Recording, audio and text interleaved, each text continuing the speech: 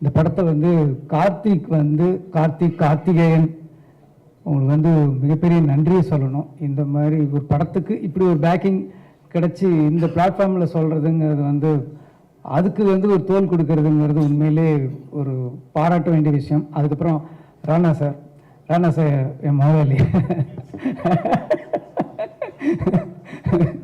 அது கேடி கெஸ்ட் ஹவுஸில் ஒரு வருஷம் நான் வந்திருக்கேன். நீங்கள் வந்து நம்ம இண்டஸ்ட்ரிக்கு வந்து நீங்கள் தொடர்ந்து படங்கள் பண்ணுறது எனக்கு பர்சனலாக உங்களுக்கு நான் தேங்க்ஸ் சொல்லணும்.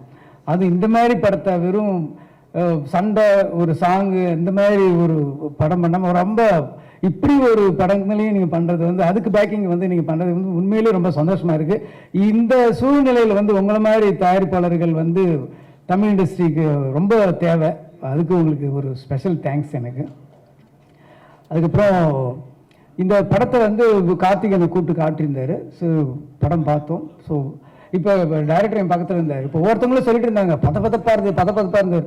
அவர் தான் உண்மையிலே பதப்பதப்பாக இருந்தார். யாராவது கதையை சொல்லிடுவாங்களோ, ஏதாவது அந்த சம்பவத்தை சொல்லிடுவாங்களோன்ட்டு ஐயோ இது இவ்வளோ கிட்ட போயிட்டாரு சொல்லிடுவார் அப்படிங்கிற ஒரு டென்ஷன்லேயே இருந்தார். ஸோ ரொம்ப ரொம்ப அற்புதமான ஒரு படம். எல்லாருமே சொல்லிட்டாங்க. ஒரு போர் சூழல் அப்படிங்கிறது வந்து நம்ம வந்து டிவியில் பார்த்து ஒரு நியூஸில் பார்த்து புரியாத மொழியில் பார்த்தோம். ஆனால் நம்ம பக்கத்து நாட்டில் நமது சகோதர நாட்டில் அவங்க எவ்வளோ கஷ்டப்பட்டாங்கங்கிறத ஒரு வார் சூழலில் வந்து ஒரு வீட்டுக்குள்ளே சார் நான் ஜாஸ்தி சொல்ல மாட்டேன். ஸோ ஒரு வார் சூழலில் வந்து ஒரு வீட்டில் இருக்கிற ஒரு கேரக்டர்ஸை அவங்களோட எப்படி இம்பேக்ட் பண்ணுது, ஒரு போர் வீரர்கள் அவங்க போராளிகளுக்கு நடுவில் வந்து ஒரு பொதுமக்கள் எப்படி பாதிக்கப்படுறாங்க. ஒரு சாதாரண நம்ம வந்து ஒரு திருமணம்ங்கிறது நமக்கு எவ்வளோ ஒரு சாதாரண ஒரு மறக்க முடியாத ஒரு நிகழ்வாக இருக்குது.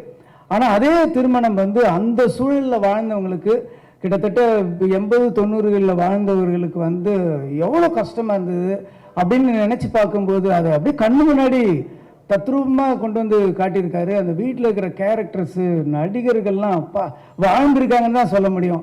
அந்த காஸ்டியூம் சொல்லும், அந்த போட்டிருக்கிற அவங்க ட்ரெஸ்ஸு வந்து அந்த கதை சொல்லுது. அந்த செவர்கள் அந்த செவத்தில் மாட்டிருக்கிற படங்கள் வந்து அந்த கதையை சொல்லுது. ஸோ எல்லாமே ஒரு கிட்டத்தட்ட ஒரு 24 கிராஃப்ட்ஸும் வந்து கதை சொன்ன ஒரு படமாக தான் நான் இந்த நீலிராவை பார்க்குறேன். ரொம்ப ஒரு சில நேரத்தில் வந்து லிங்குசாமி நானும் தான் பக்கத்தில் உட்காந்து பார்த்துட்டே இருந்தோம். ஸோ படம் பார்த்துட்டு போயிட்டு இருக்கும்போது எல்லாரும் சொன்ன மாதிரி சடனாக வந்து ஒரு ஹிட்ச்காக் படம் பார்க்குற மாதிரி அப்படி ஒரு கட்டி போட்ட மாதிரி இருந்தது.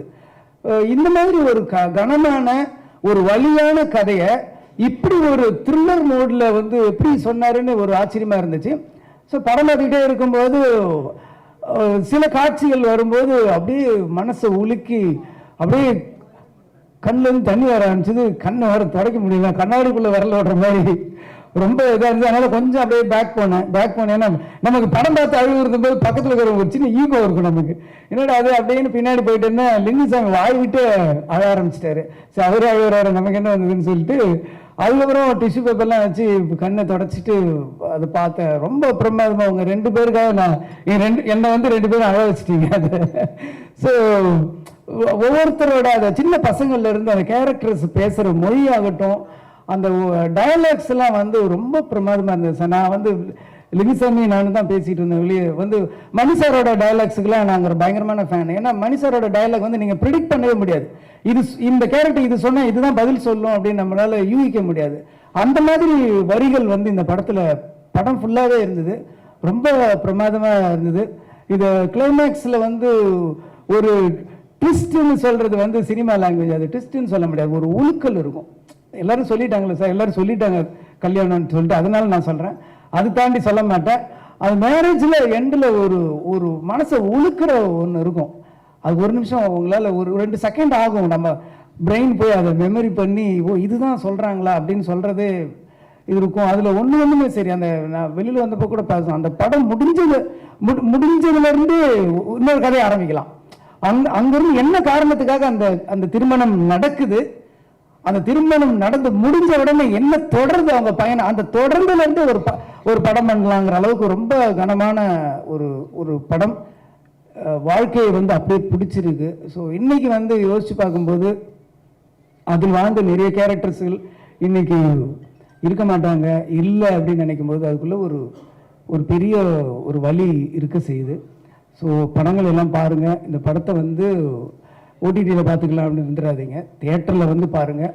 முக்கியமாக குழந்தைங்களை கூப்பிட்டு வந்து காட்டுங்க, குழந்தைங்களை கூப்பிட்டு காட்டுங்க. ஏன்னா 80s நாங்கள்லாம் ஸ்கூலில் அங்கே 80s 90s படிச்சுட்டு இருக்கும்போது, நாங்கள் ஸ்கூலில் காலேஜெல்லாம் போயிட்டு இருக்கும்போது ஜெயவர்த்தனா ஒலிகா ஒலிகன்னு கத்தி நம்ம ஓரளவுக்கு அந்த டைமில் ஒரு இலங்கை சம்பவம், அந்த வாருன்றது என்னங்கிறது நமக்கு உள்ள தெரியும். ஆனால் இன்னைக்கு இருக்கிற அடுத்த குழந்தைகளுக்கு, அடுத்த தலைமுறை குழந்தைகளுக்கு வந்து அன்னைக்கு இருந்த ஒரு ஒரு ஒரு போர் அந்த காலத்தில் வந்து ஒரு ஃபேமிலி, ஒரு குடும்பம், அந்த குடும்பத்தில் இருக்கிற நபர்கள் எப்படி பாதிக்கப்படுறாங்க அப்படிங்கிறத இந்த படத்தை கூட்டிட்டு வந்து எல்லாரும் காட்டுங்க. சாதாரண ஒரு பொழுதுபோக்கு படமாகவும் இருக்கும், ஒரு படமாகவும் ஒரு த்ரில்லர் மூடு இருக்கும், அதே சமயத்தில் ஒரு கனமான ஒரு கண்ணீர் கதையாகவும் இதுக்குள்ளே இருக்குது. அதனால் எல்லாரும் இதை பாருங்கள்.